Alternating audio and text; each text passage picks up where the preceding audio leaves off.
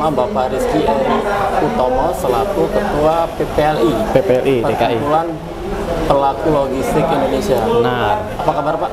Baik, terima kasih. Alhamdulillah. Kali ini kan dari PPLI DKI kan menyelenggarakan Kopdar. Benar, Kopdar. Apa agenda yang disampaikan ke teman-teman? Kopdar, sesuai dengan namanya kami pengen kumpul-kumpul karena PPLI sendiri sudah hampir setahun lebih sejak COVID itu nggak pernah ketemu.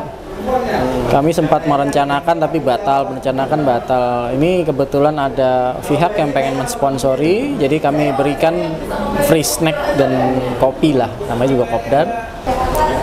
Menarik. Untuk PPLI sendiri, secara profilnya ini berdiri sejak kapan Pak? PPLI berdiri November 2019, jadi kurang lebih sudah hampir 3 tahun ya. Hampir 3 tahun. Ya 2 tahun lebih lah ya.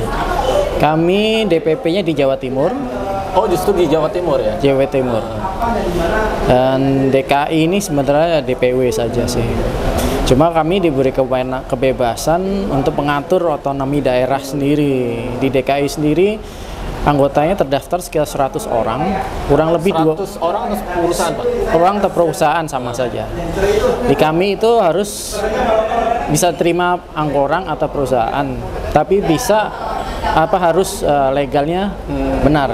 Pengertian legalitasnya adalah KTP, NPWP. Kalau perusahaan menambahkan NIB, harus ada fotonya juga, alamat jelas, dan itu semuanya diverifikasi sebelum bisa jadi anggota gitu. Pak, kita ketahui kan sebenarnya untuk organisasi logistik kita sudah cukup banyak ya. Benar. Sebelum PPLI. Apa yang membedakan dengan organisasi lain? Jadi gini, memang benar asosiasi atau organisasi logistik banyak, tapi rata-rata terkotak-kotak sendiri sih. Ada orang yang hanya murni orang, ada perusahaan atau hanya yang retail saja. Kami ini gabungan dari semua. Retail yang dimaksud model bisnisnya ya Pak? Iya, model bisnis retail. Kan retail ada retail logistik, ada tracking, ada hanya untuk main udara, main laut, berpendingin, ekspor impor, pergudangan. Nah, semuanya ada di sini. Oh, PPLI terbuka untuk semua. Terbuka, itu ya? terbuka karena anggota kami seluruh Indonesia lebih dari 300 sudah. 300 perusahaan. Iya, perusahaan atau orang ya. Di berapa kepengurusan daerah Pak? Mulai dari paling barat ya, Sumatera, DKI, Jawa Barat, Jawa Tengah, Jawa Timur, sekaligus ada DPP di situ. Terus ada Kalimantan sendiri ada 2 atau 3 saya lupa, Sulawesi, Indonesia Timur, itu termasuk Papua, itu sekitar 8. Nah, masing-masing ada ketuanya. Dari DKI sendiri yaitu di 100 orang lebih, macam-macam isinya, ada yang pemain project, tracking, alat berat, ekspor impor, pergudangan, river, retail, macam-macam. Ini sudah tahun ketiga. Capaian apa saja Pak yang sudah oleh PPLI ini?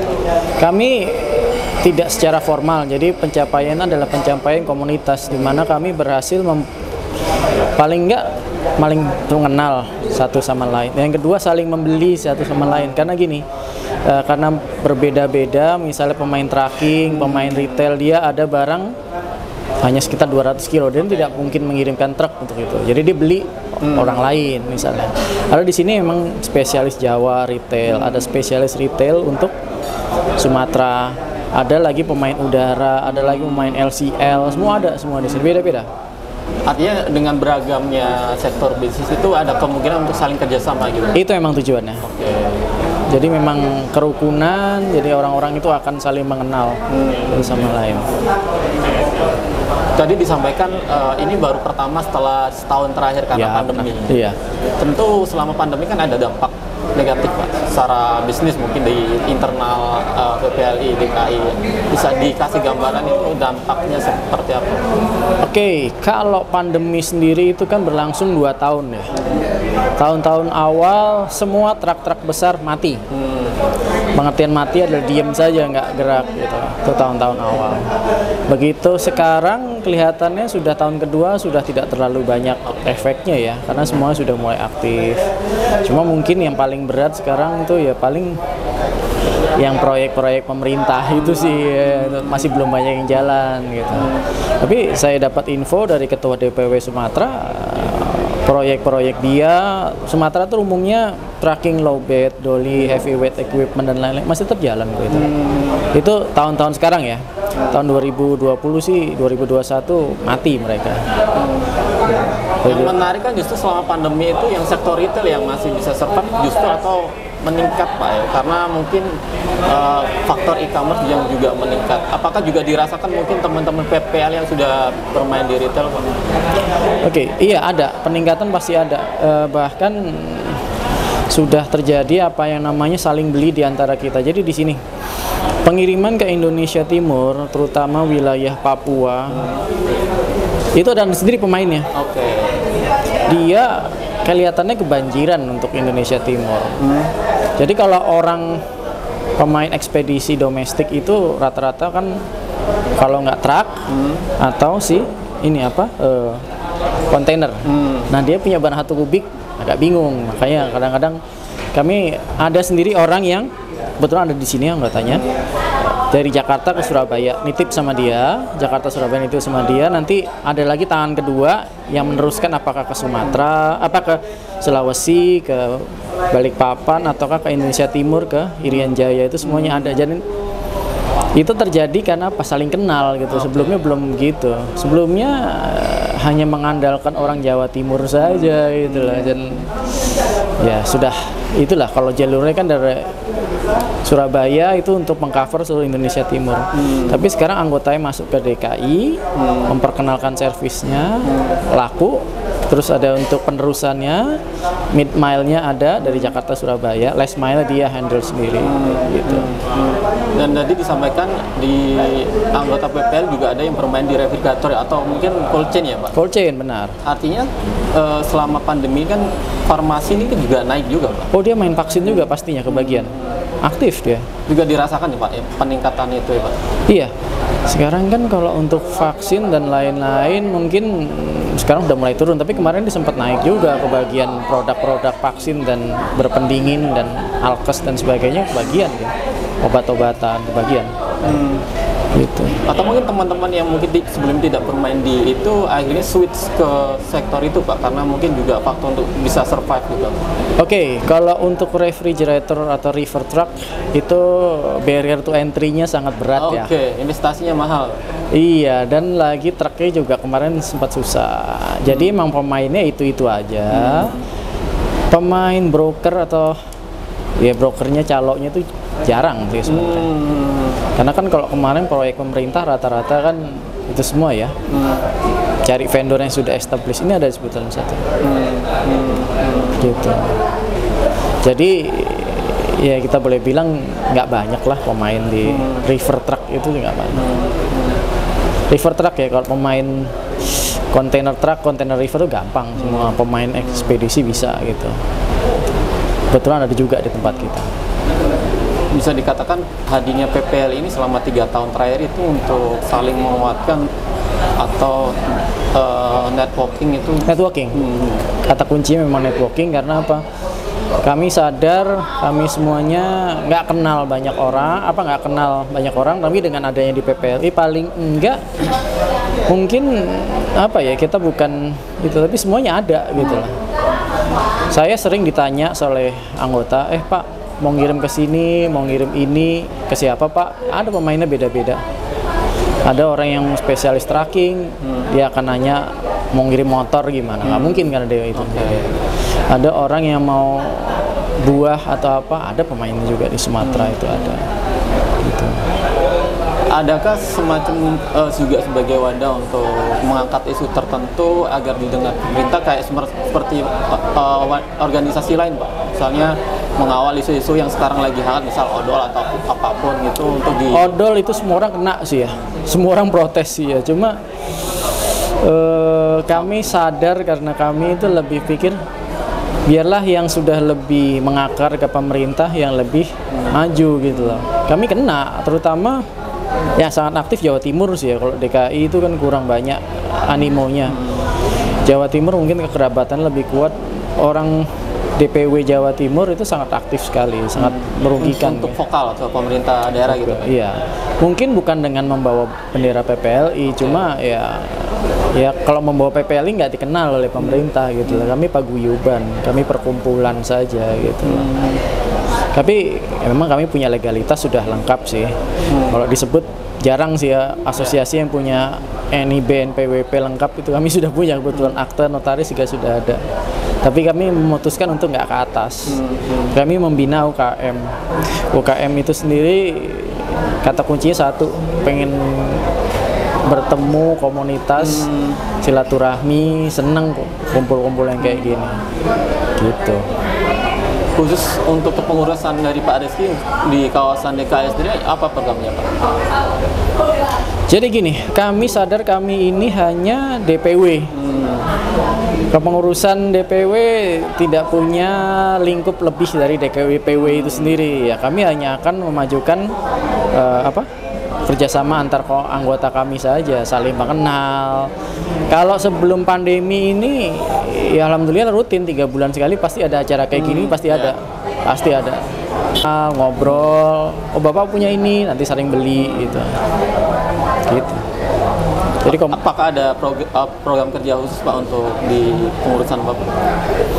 Misalnya yang ingin dicapai setahun, 2 tahun, 3 tahun? Oke, paling enggak tahun ini saya pengen merapikan database anggota dulu. Karena walaupun gimana kami butuh database dirapikan dulu. Kami pasti ada pengen program memperkuat buying power kami ke vendor-vendor nasional, coba kayak pelayaran atau apa. Kita pengen, itu tahap kedua. Tahap pertama dalam waktu dekat kami akan merapikan keanggotaan. Sampai sekarang kami tidak memungut biaya keanggotaan gitu. Tapi mungkin ke depannya tapi kami sadar kami harus merapikan database gitu, dan dari itu baru bisa kelihatan buying powernya, agregatnya berapa, baru bisa kelihatan bargaining powernya ke siapa, baru bisa terlihat. Karena ya itu PPLI sangat beragam sih, isinya macam-macam. Pak Rizky sendiri menyadari bahwa posisi DKI atau mungkin skala lingkup besar Jabodetabek itu kan sangat seksi Pak ya. Iya. Pusat ekonomi di semua di sini gitu. Iya. Tentu ada program-program yang mungkin bisa dikerjasamakan atau yang ada. Kebetulan kami mencoba kerjasama misalnya dengan pelayaran, perkenalkan dengan pelayaran, mensinergikan. Jadi kami mencoba mencari harga lebih murah karena kami banyak, kami punya bargaining power, punya buying power. Kami ingin menjual harga yang termurah untuk anggota, itu yang kita pengen itu. Kami akan coba jalin sinergi dengan darat, laut atau udara. Sudah ada beberapa yang sudah ini. Membuat layanan multimoda gitu. So far belum multimoda sih ya, karena kami lebih ke arah penerusan saja sih yang penting. Oke, terakhir Pak Rizky, harapan dari PPLI untuk mungkin secara jangka panjang apa Pak?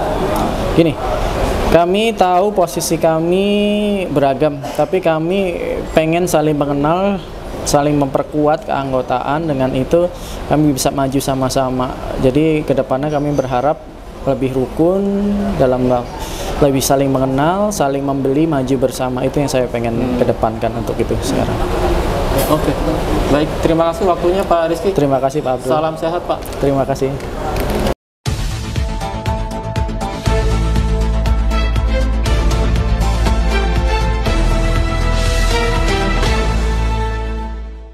Ya, baik, di depan saya dengan Bapak Rendra Bagus Prastianto ya. Ya, betul. Selaku Kabid Inland Darat dan Udara PPLI DKI Jakarta Pak ya. Betul. Apa kabar Pak? Alhamdulillah Mas. Selain Bapak aktif di PPLI DKI ini kan Bapak bekerja di PT Mitra Jaya Persada. Ya, bisa MJP Kargo. Profil perusahaan ini di bidang apa? Ya, terima kasih Mas ya. Saya kerja di MJP Kargo. Itu sebuah perusahaan ekspor-impor di bidang perishable, dan kebetulan saya di domestik, di divisi domestik untuk lokal saja. Jadi dari Sabang sampai Merauke, Miangas sampai Pulau Rote. Nah, kami handle semua pengiriman untuk perishable class wilayah-wilayah itu. Timur Indonesia. Enggak juga, nasional. Dan mengerucut kami buka segmen refrigerated truck berpendingin tapi konsul basis, bukan full truck basis. Seperti itu. Ya itu sekilas di MJP Cargo seperti itu. Ya. Pertama kali bergabung di PPL ini sejak kapan? Dari 2020. Ya. Artinya tergolong masih baru ya atau gimana? Karena kan ya. Tergolong mau ke 4 tahun. Tadinya sebagai anggota saja, untuk ke pengurus dari 2020. Gitu. Tadinya apa sebagai pertimbangan dari Pak Rendra untuk bergabung dengan PPL? Saya ditunjuk sama Pak Rizky karena saya sebagai anggota waktu itu Ditunjuk Pak Rizky sebagai ketua DPW, karena saya anggota sangat aktif membranding produk saya, dan di situ Pak Rizky minta tolong saya untuk membantu membranding PPLI di teman-teman logistik. Jadi nanti kami sudah punya program ke depannya, program-program yang untuk anggota lah, yang jelas, yang supaya sama-sama anggota ini tidak ada saling curiga, saling kemudian masalah apa namanya, masalah vendor yang nggak selalu match lah, banyak masalah-masalah seperti itu. Nah, saya diajak untuk membranding PPL ini untuk supaya orang tahu PPL ini apa. Nah, sampai sekarang ini tugas saya yaitu. Makanya waktu pandemi kemarin saya kumpulkan teman-teman.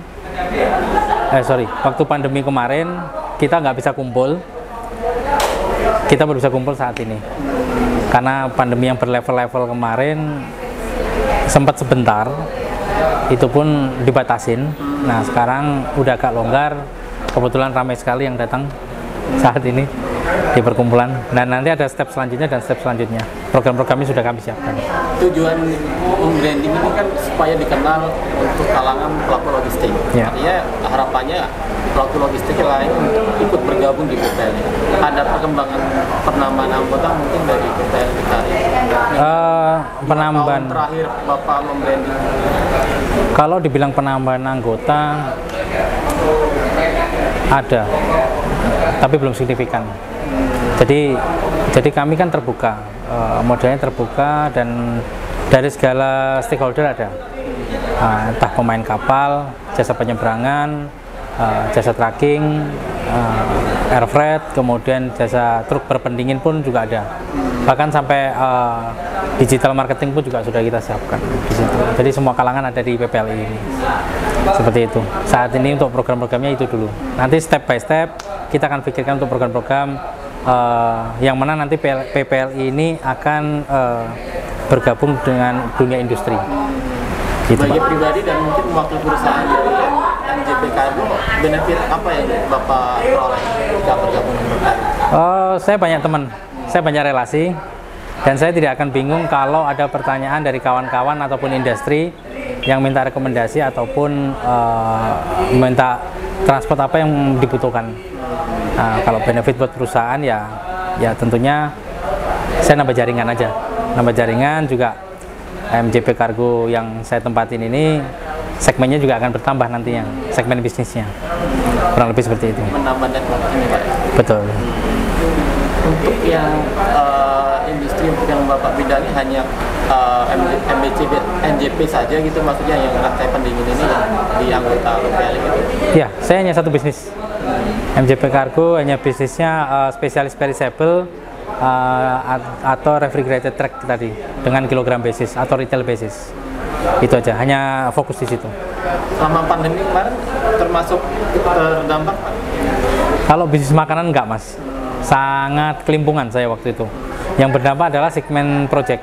Itu kan tukang harus berhenti semua, project harus berhenti semua, tapi makanan kan nggak mungkin berhenti. Disitulah kami, ya alhamdulillah, yang kami sangka-sangka sepi ikut dampaknya ternyata nggak kena sama sekali. Bahkan sampai beberapa perusahaan farmasi pun tahu kami jadinya. karena spesialis ini. Itu karena di PPLI juga. Justru jasa dari perusahaan apa digunakan untuk perusahaan farmasi? Ya, beberapa perusahaan farmasi, termasuk perusahaan makanan juga. Horeca, segmen Horeca juga pakai. Segmen farmasi, kemudian segmen untuk UKM.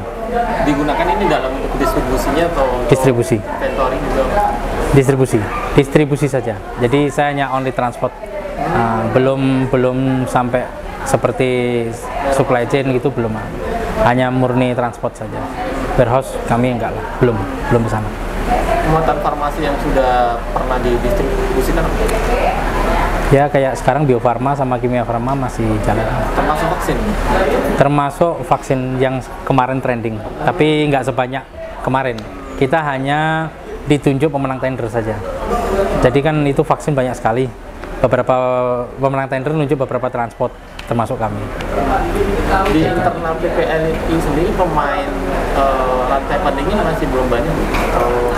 Kalau di PPLI saat ini baru saya. Sebenarnya banyak di luar sana. Di luar PPLI banyak. Seperti ya saya sebut merek aja, itu kegiatan Anda, MGM.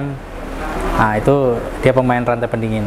Tapi mereka udah skalanya udah raksasa. Kalau saya skalanya masih kecil karena hanya transport saja. Seperti itu.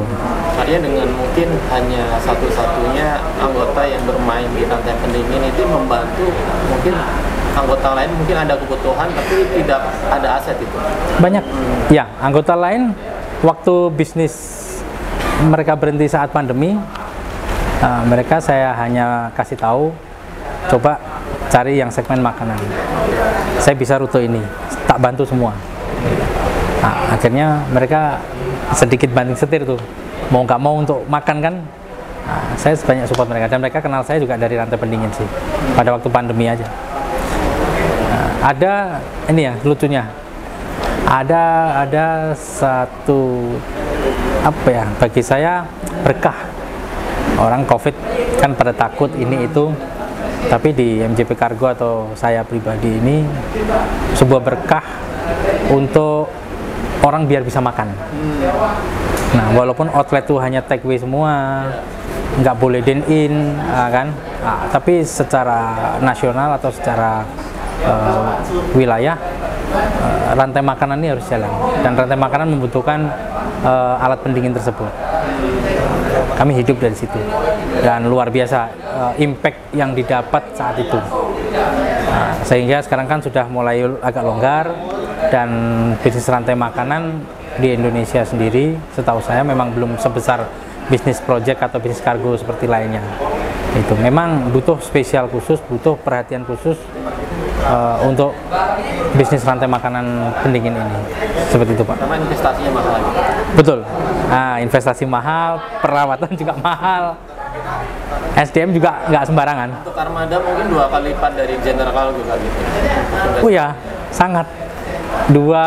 Bahkan sekarang 2,5 kali malah. 2 kali setengah ya? Iya, karena beberapa karoseri ya lu butuh, ya lu beli. Mau nggak mau kita harus pakai gitu. Nah, memang nggak sebanyak dunia project ya, dunia project yang barang-barang kargo pada umumnya. Kalau memang rantai pendingin ini memang khusus Mas, khusus dan Spesifik lah ya. spesifik, mobilnya juga spesifik, semuanya spesifik. Nah, kurang lebih kayak itu.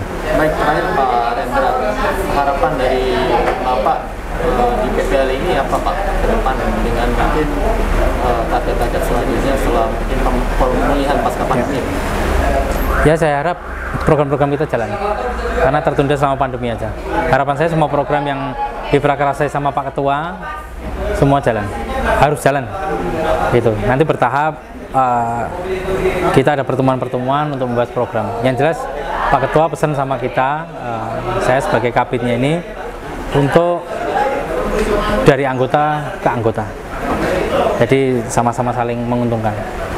Seperti itu Pak. Baik, terima kasih Pak Rendra. Sama-sama. Salam sehat Pak. Ya, terima kasih. Terima kasih.